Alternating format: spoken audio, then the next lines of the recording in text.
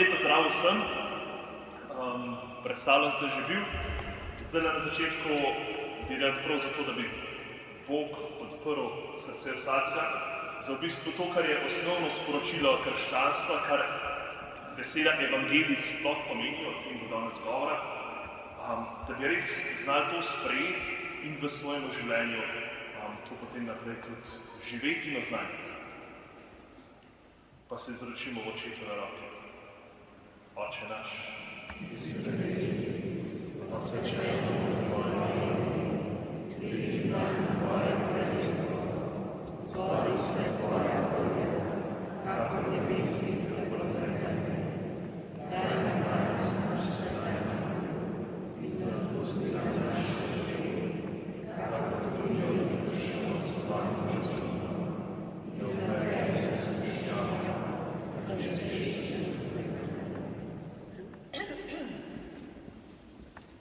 enkrat je šel nek otrok, recimo, da ima leto Tonček, je šel k veruku, oziroma je prišel od veruka. In pri veruku so govorili o prehodu Izraelcev čez Rdeče morje. Verjetno je vam ta zgodba še kar znana, upam da. Skratka, zato je zelo taka osnovna zgodba Svetega pisma. In pride domov in reče mami, ne boš verjela, kaj smo danes govorili. Po mami reče, ja, kaj ste pa govorili pri veruku? Pa jo reče, ja, viš, govorili smo o tem, da je Mojzes vzel vojsko Izraelcev s sabo iz Egipta in potem so Egipčani šli nad njim s tanki, z avioni, z artilerijo, za njim in so ga napadali in pol je Mojzes vzel svoje vojsko in so zgradili pontonski most čez Rdeče morje in pol je faraon poklical letala, da so metala bombe na ta pontonski most, ampak Izraelci je ustrelil s tem in so prišli čez in pol so s svojimi topovi sestrelili egipčanska letala in so na koncu zmagali in so vsi Egipčani pomrli. Kaj ste govorili pri veruku? A to vas je župnik učil, a moram spet njemu iti? Pa reče Tonček, ne, saj če ti povedal, kaj je res povedal, mi ne prevedel. Skratka, govora, zakaj mi je ta zgodba tudi všeč? Zato je, ker govorim o boju. In rad bi pokazal sliko enega drugega boja, ker nam je bila to letošnje poletje verjetno precej znano. Na sliki so gasilci s Krasa, mislim, da vsi prepoznamo. In če bi naredil med vami zdaj kviz o tem, zakaj so ti gasilci bili tam na Krasu. In bi bil prvi odgovor A, ker so slišali, da je na Krasu čudovito preživet dopust. Verjetno nihče ne bi obkrožil tega odgovora.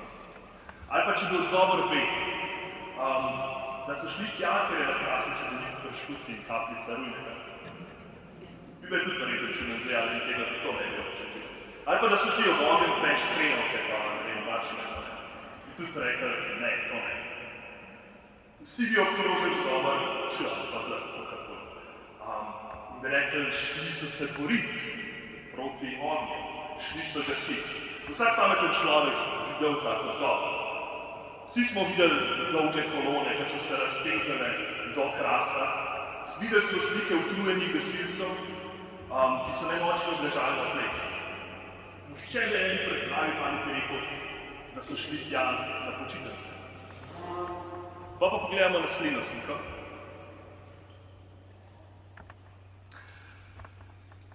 Isto en prizor.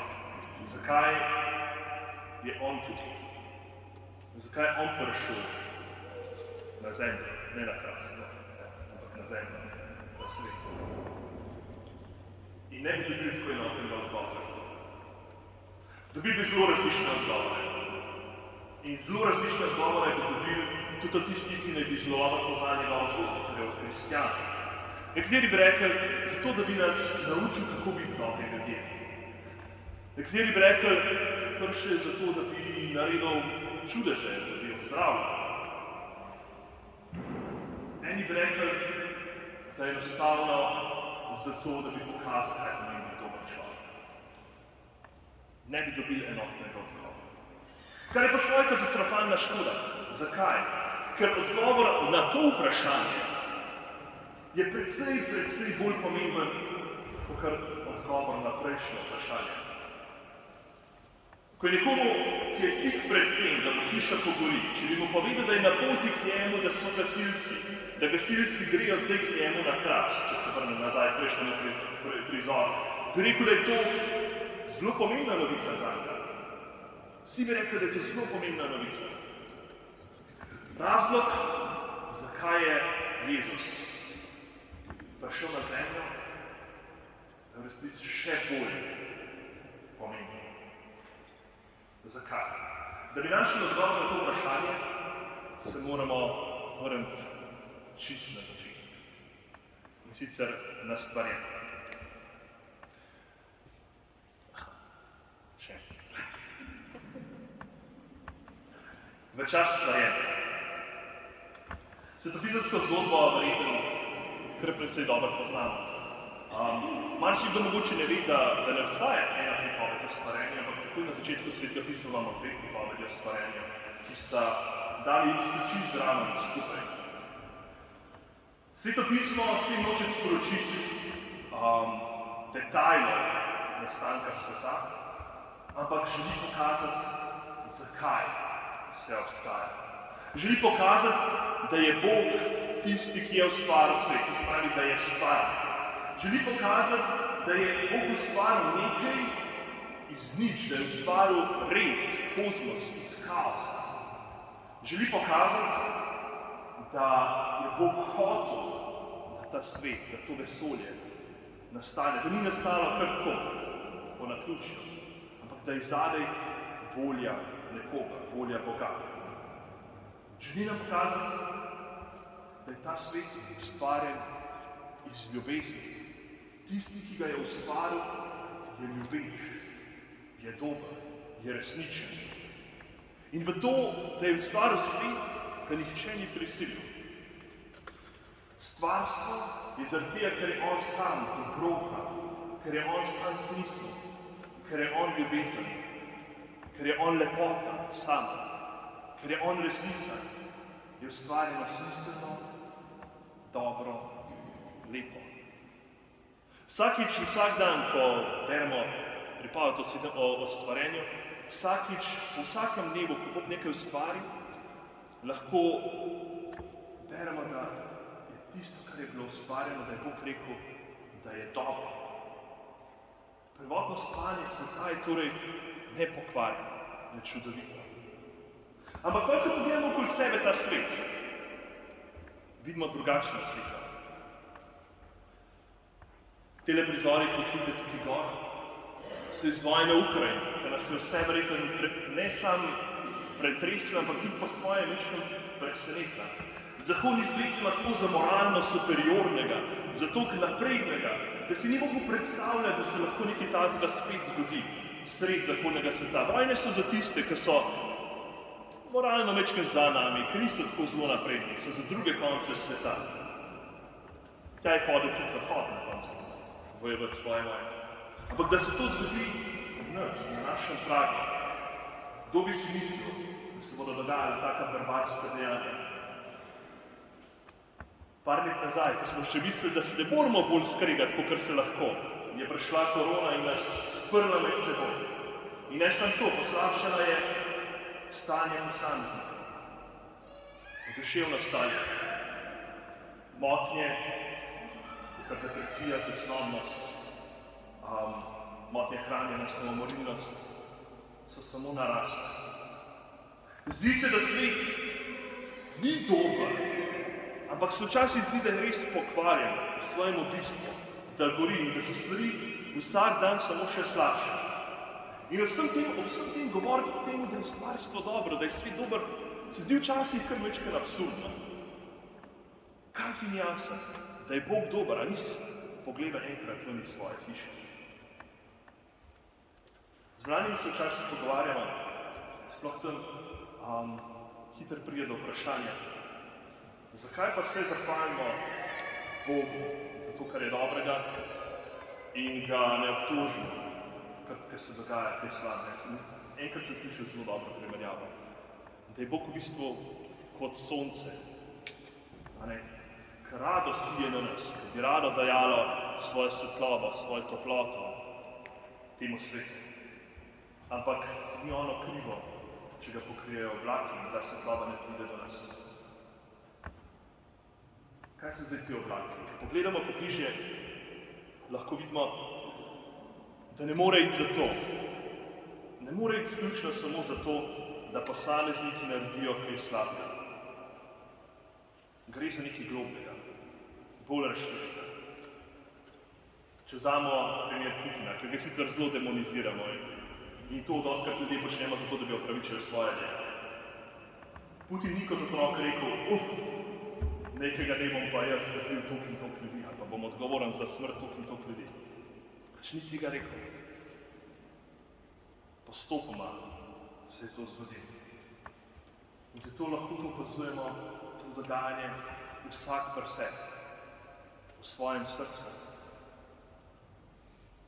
Dostojevski je rekel, da vojna med dobrim in zlim poteka po sredini človeškega srca. In zato sveti Pavel piše, ne delam namreč dobrega, ki ga hočem, marveč delam zlo, ki ga nočem. V sebi imamo želja delati dobro, zato ker je to želja v nas sami Bog. Ker smo ustvarjeni po njegovi podobi. In če je Bog dobro in smo mi ustvarjeni po njegovi podobi, je dobro nekaj, kar si mi želimo. Ampak čutimo, da nam dostikrat nekaj brani, da bi tej želji sledi. In ta zasledovanost s zlom je zelo globoka. Radi bi je premagali, radi bi, da bi bil ta svet drugačen, ampak prepoznavamo pa, da smo sami prešibki, da bi dosegli spremembo. In ne bi narobe razumeli, da vse pred tem se trudimo, da bi se borili proti nesmislu, da bi dali sami svojemu življenju smisel, da bi sami pač poiskali tisto, kar mi mislimo, da je dobro. Iščemo užitek, slavo, denar, moč, oblast. Ampak kaj se zgodi, ko vse to preizkusimo? Ugotovimo, da je prazno, da sami ne moramo priti do dobrega, da sami ne moramo rešiti tega svojega stanja, v katerem so.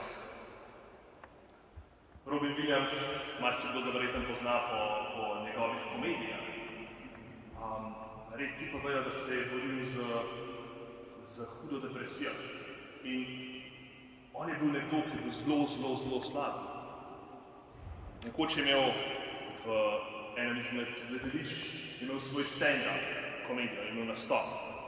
In ko je zaključil s svojim nastopom, je doživel, mislim, da tam 8 do 10 minut, so ljudje stali mu ploskali. In pol, ko je prišel nazaj v backstage, to se pravi v zaodrje, vprašal svojega prijatelja, zakaj so vsi ti ljudje tako srečni, jaz pa nesrečen. Zakaj ni mogel premagati tega zla, vse slabosti?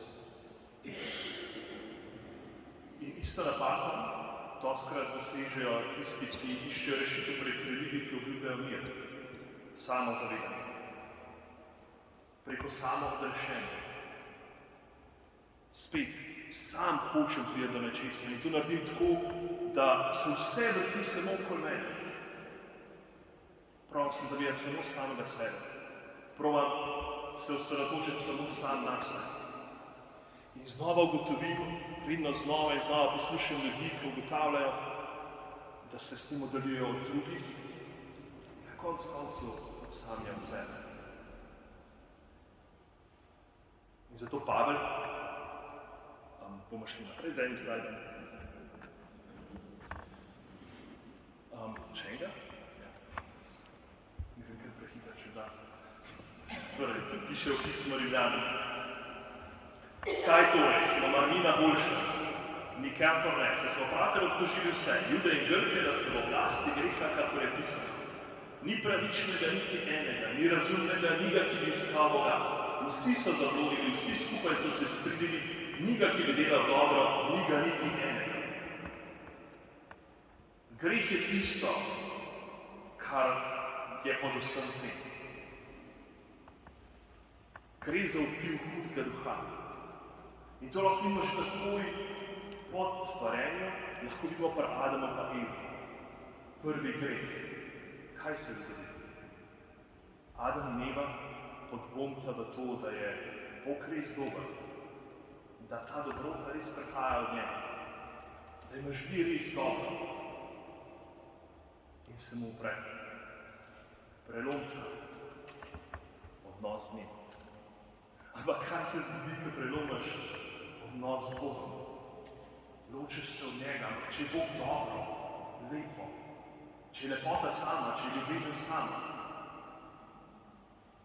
je normalno, da če se ločiš od tega, kaj ti ostane, pa če ostane ti ne lepota, ostane ti ne dobro, ostane ti ne ljubezen. To izbereš, če se ločiš od Boga. Ne moreš pričakovati lepega življenja, dobrega življenja, če si ločen od Boga. In zato piše naprej 1. Janezovo pismo. Mi vemo, da smo od Boga, to smo dobri. In da ves svet tiči v zlo. Da je svet zapadel v zlo. Božja beseda nam jasno govori, da smo del večje slike. Kraljestvo zla želi vplivati na nas. Želi nas potegniti vase, želi nas spraviti stran od Boga. Kača ima vse pretege v vrtu, kača je tudi duh. Je v vrtu probala Evo in Adama spraviti od Boga stran. Hudi duh želi pokvariti Božjo mojstrovino in to je njegova glavna naloga.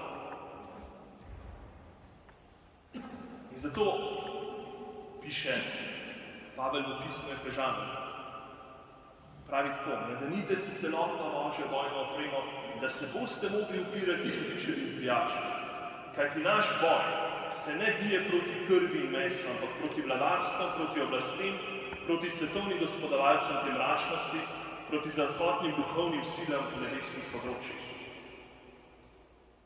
Smo sredi, tako kar so bili gasilci, so bili sred bojišča, tako kar se v Ukrajini dogaja bojišče, sem že prej rekel, je bojišče tudi naše srce, ko se borimo proti kraljestvu zla. Ampak, da bi to zlo premagali, smo že prej rekli, da ne moramo sami. Kako se zdaj lahko rečemo iz tega? Potrebna je Božja moč. Zlo samo v sebi pač ne more biti močno, ker če je Bog moč, pa je zlo na nek način ne moč. In zato nujno potrebujemo Boga. Brez njega se ne moramo upreti zlu.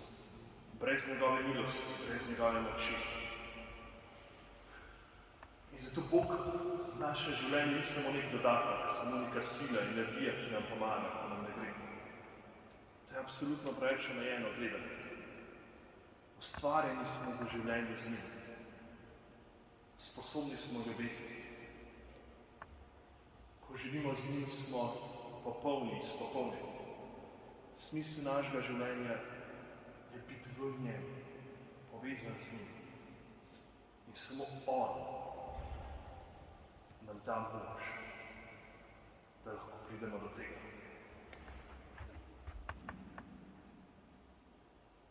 In zato prav v Janezovem evangeliju Jezus pove, jaz sem trta in mladika, kdor ostane v meni in jaz v njem, ta rodi obilo sadu, kajti brez mene ne morete ničesar storiti. Brez Boga ne moremo prijeti za dobro, v ljubezni. Samo z njim. Zato pravi v knjigi Preroka, tako govori Gospod, tvoj odkupitelj sveti Izraelov, jaz sem Gospod, tvoj Bog, ki ti učim, kar ti koristi, ki te vodi po poti, po kateri moraš hoditi. O, da bi pazil na moje zapovedi, tedaj bi bil tvoj mir, kako reka, tvoja pravičnost sta po mojem zaloma. Danes, tudi danes, Bog daje pri tebi možnost. Lahko tičiš v zlu. Imaš to svobodo, ker si stvarjen po njegovi podobi. In on je popolnoma svoboda sam. Hkrati pa ti daje priložnost, da se odločiš za smisel, za lepoto, za mir, za njegovo moč. Imaš možnost izbire kraljestvo zla in propadljivosti ali kraljestvo Boga, dobrote, ljubezni. In zdaj pridemo do tega, kar sem na začetku povedal. Kako je to možno? Kaj se je tako spremenilo, da je ta prepad, ki je nastal pri prvem človeku z grehom, da je bil premagan? Najlepši stavek Svetega pisma je ta, ki nas zdaj. In tudi tisti, ki je najbolj pomemben, je Janezov evangelij, 3. poglavje. Bog je namreč svet tako vzljubil, da je dal svojega edinorojenega sina, da bi se nihče, kdor veruje vanj, ne pogubil, ampak imel večno življenje. Bog namreč svojega sina ni poslal na svet, da bi svet sodil, ampak da bi se svet po njem rešil. Bog je poslal svojega sina, sam je prišel na zemljo, zato da bi nas rešil objema teme. Ker ljudje nismo mogli priti do njega. Z našo močjo nismo mogli priti do njega. Pošiljal je preroke, pošiljal je kralje, pošiljal je vse sorte ljudi, ampak noben ni mogel ljudstva, Božjega ljudstva, izraelskega ljudstva, pripeljati tako blizu do Boga, da bi premagal ta prepad, ki je med Bogom in ljudmi. Zato Bog sam pride in se učloveči in se v Jezusu postaneta Božja in človeška narava eno. In zato vsak, kdor veruje v Jezusa, vsak, kdor živi po njegovi zapovedi, vsak, ki je mladika na tej trti, ki je združen z njim, ki ga moli, ki ga slavi, ki izpolnjuje očetovo voljo, premaga ta prepad. In že tukaj, na tem zemlji, na tem svetu, je del Božjega kraljestva. Že na tej zemlji je združen z Bogom, ki ga je ustvaril. Jezus je še toliko daleč, da je prevzel nase človeško naravo tudi v trpljenju in smrti. Popolnoma. Zato, da bi v vsakem trenutku našega življenja imeli možnost biti združeni z njim. Tudi v našem trpljenju in na koncu tudi v naši smrti. Da bi v vsakem trenutku bil ta prepad, ki nastal s prvim grehom, ki nastaja z našim vsakim grehom, bil premagan. In zato bi rad za konec prebral odlomek iz pisma Filipljanom, ker se mi zdi, da res največ ponazoriti Jezusovo zgodbo. In sicer pravi tako. Če traje namreč v podobi Boga, se ni ljubosumno ukrepal svoje enakosti z Bogom, ampak je sam sebe izpraznil, tako da je prevzel podobo služabnika in postal podoben ljudem. Po zunanjosti bil kakor človek in je sam sebe ponižal, tako da je postal pokoren vse do smrti in sicer smrti na križu. Zato ga je Bog povzdignil nad vsem uporabil ime, ki nad vsakim imenom, da se v Jezusovem imenu pripogne vsako koleni biti v nebesih, na zemlji in pod zemlji, in da vsak Jezus izpove, da je Jezus Kristus Gospod, v slavo Boga Očeta. Ker Jezus ni ostal v smrti, ampak je šel v vstajenje. Doživel vstajenje zato, da vsak, ki izpoveda Jezus Kristus Gospod, tudi sam doživi lahko nekoč ustajen. Da pride v Božje kraljestvo, da to kraljestvo, to ustajenje živi že tukaj na zemlji.